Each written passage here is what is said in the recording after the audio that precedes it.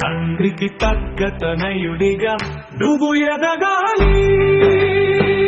ఓ పాఠశాలి, ఇది ప్రకృతి సేద్యానికి దారి, నీవు కోరుకున్నది. తండ్రికి తగ్గ తనయుడిగా నువ్వు ఎదగాలి.